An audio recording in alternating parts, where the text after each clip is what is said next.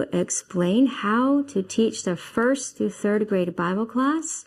This is a very exciting class. We have some wonderful books from the 1920s and the 1950s, and you will see that they are full of Bible truth. It is a 3-year rotation of 3 different Bible books because we combine the 1st through 3rd graders, and that makes the class even more interesting because you have more students to interact with each other. The first book is the Sutherland Bible Reader, Book 2, combined with a workbook called When the World Was Young. The second year is called The Teacher's Guide for Bible, and it also has workbooks to go along with it called Listen and Do. And the third year is also A Teacher's Guide Volume 2 with the same type of workbooks that go along with it. So 3 years, grades 1 through 3 Bible class. We will go ahead and look at a little explanation of how the days go. Each Bible story is taught for 2 days, and the Bible is taught 4 days a week, Monday through Thursday. On Fridays, the whole class, grades 1 through 8, get together and they each pick a Bible story and tell it to the class. So Bible class is a little bit different on Fridays, but Monday through Thursday, we have 2 stories that last 2 days each. So for the, if you're telling the story of, let's say, Noah, the first day, the teacher will introduce the new story with pictures or maps or books. So the teacher might have a book that has pictures in it, and you might kind of show them some pictures of Noah's Ark, or you might have a map that has a diagram of where Noah's Ark was. You also, in the book, you may have some words at the beginning of your story, and you could ask the students about seeds and soil and different things about what the words are at the beginning, and just a way to introduce the story. Then the teacher has a felt board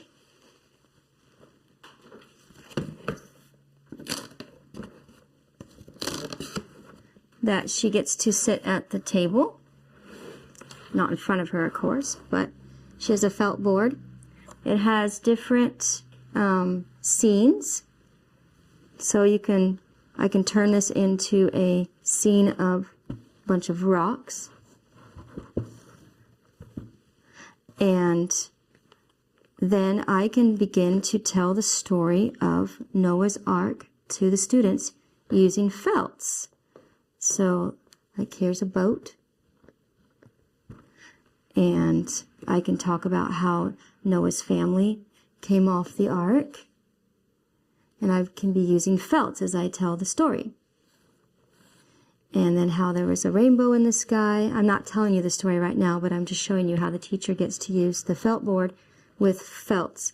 A teacher doesn't always have to teach the story with felts.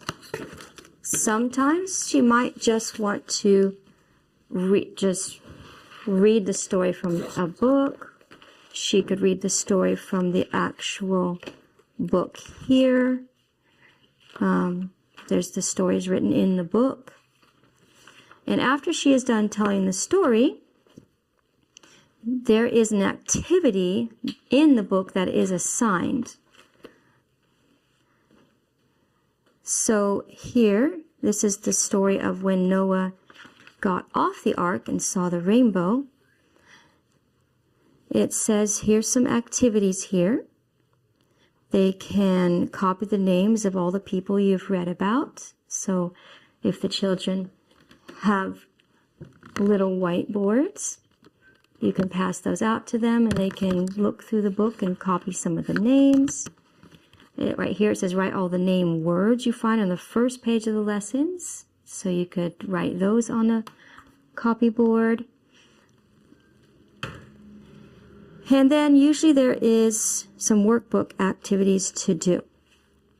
So in this one we have, it says workbook activity pages 15D, comma 16 through 17. So let's look at those.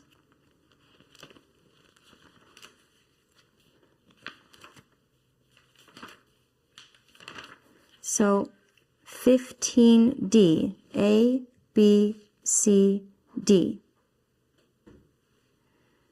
It has assigned 15D. I think the story must have also talked about a sacrifice for Cain and Abel. And then page 16 and 17. 16 is a nice, big, beautiful coloring picture. And also 17. Page 17 is a nice, big, beautiful coloring picture. And then there's some things you can fill out. The ark was 300 cubits feet long. Then you figure out how many feet that is. These are some activities you can do with the students. So you would pick one of those activities to do the first day. Do an activity assigned in the book. So then the second day of class, when the students come back to class again, this time instead of the teacher telling the story, the students get to take turns telling the story with the felts, or however you taught them yesterday, or whatever you choose. Sometimes they could even draw on the whiteboard the story if they're really good drawers. And so they each take turns telling the story, which will take a little while, but that's okay. It's very good practice for them to tell the story. And then again, you will go and pick one of the activities that was assigned in that day's lesson. And so this is a very simple way of doing the Bible class, but it's very interactive. You should keep the students up at your desk for at least 30 to 35 minutes. If you want to keep them at your desk the whole time, which Bible class is supposed to last 45 to 50 minutes, if you want to keep them at the desk the whole time, they can all be coloring their pictures together. You can be doing the activity together at your table. You don't have to send them back to their desk. And by keeping them with you during Bible time, they pick up your happiness with the Bible, your love of the Bible, and they pick up that the Bible is your favorite book. And I'm going to explain to you a little bit about the felts we used. There is a book that the felts go along with called Little Folk Felts. And what's nice about this book is that in the back, it is sectioned off.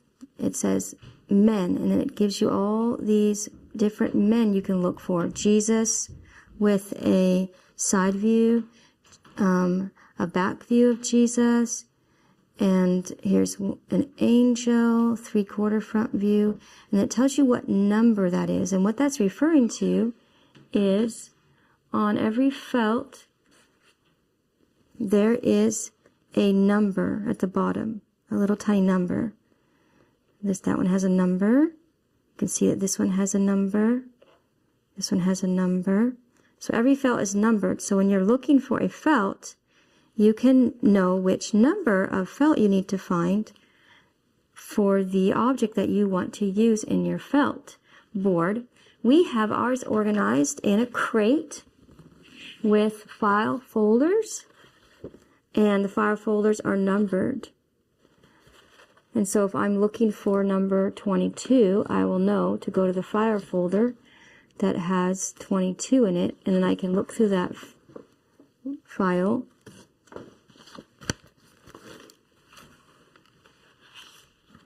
for the number I am looking for. We went ahead and we're starting to write all the numbers on the back of the felts, so it's much easier to find. So that's number 10. That one's missing its number. We need to get the number on that one. This one's number 13. And so I just wanted to explain how to use felts and how handy they are and how to organize them.